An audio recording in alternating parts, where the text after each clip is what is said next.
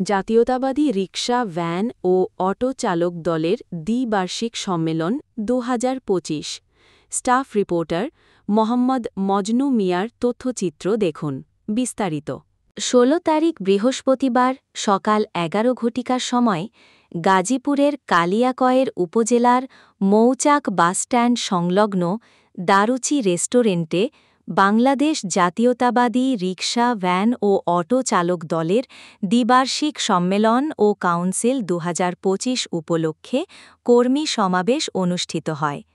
অনুষ্ঠানের প্রধান অতিথি হিসেবে উপস্থিত ছিলেন কালিয়াকয়ের উপজেলার সাবেক বিএনপির সাংগঠনিক সম্পাদক ও সাবেক মৌচাক ইউনিয়ন বিএনপির সভাপতি অ্যাডভোকেট কামরুজ্জামান কামরুল।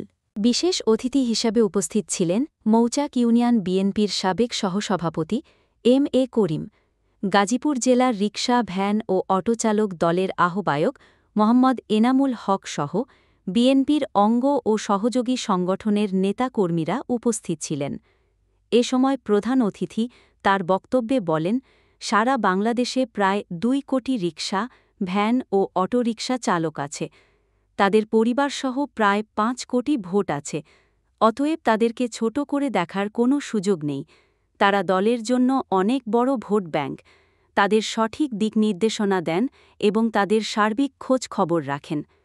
তিনি আরও বলেন, আগামী নির্বাচন জানেন আমাদের বিএনপির যে নির্যাতিত বিগত দিন, এগুলো নতুন করে বলার ভাষা নেই, কিন্তু তার মধ্যেও আমি বলতে চাই আমাদের যে চালক দলটা আমরা সংগঠনমূলকভাবে আমরা আমাদের দেশ নায়ককে নিজেই সম্মিলিতভাবে আজকে একটি ঐতিহাসিক দিন, যেই দিনটি আমরা সারা পথ চলায় সকল সময় স্মরণ থাকবে যে আজকে প্রথম আমাদের কালিয়াকৈরে মৌচাক ইউনিয়নের মাধ্যমে রিকশা, ভ্যান এবং অটো চালকদের একটি সংগঠন ঘোষিত হইল।